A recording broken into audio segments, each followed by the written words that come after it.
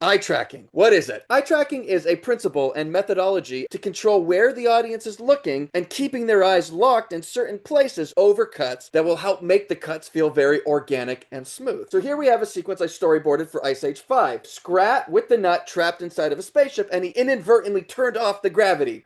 He's flailing in zero gravities as the nut floats away from him. He panics, he starts to swim through the air down to the control panel, and he's going to turn this dial, boom, and it resets the gravity. Dunk. Now the nut falls, and the camera pans up, and we see Scrat, and we punch in. So I want you to take a look at these last couple shots. We see the control panel, which we'd established already.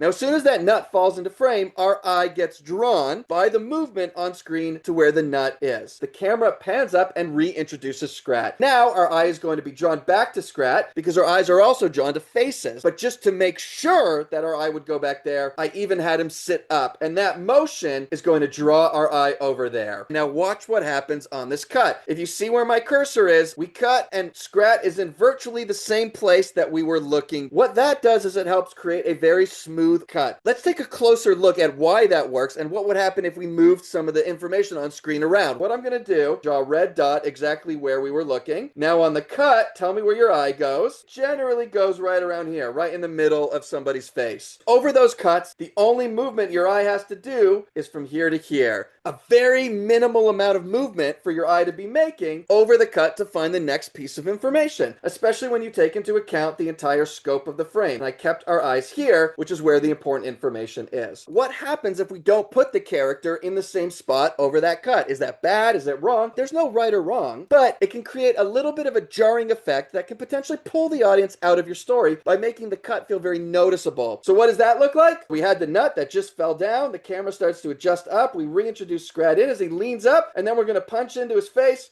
Now, you probably felt it. What happened was your eye went from one side of the screen all the way to another. From over here on the previous cut, all the way across screen over here. You had to go and find where you were supposed to be looking. We've actually moved Scrat from screen left to screen right. If you draw a line down the middle of the frame, what we have set up in terms of our geography, where things are oriented on screen, Scrat was on screen left and the nut was on screen right. In our original version, Scrat stayed on screen left. However, in that newer version we just talked about where I slid Scrat over, watch what happens over that cut. From screen left, boom, to screen right. It can be very disorienting for the audience when things that we've established and oriented in terms of the geography shift around. There you have a very basic example of how eye tracking can help create very seamless, organic, smooth cuts and help the audience follow along the story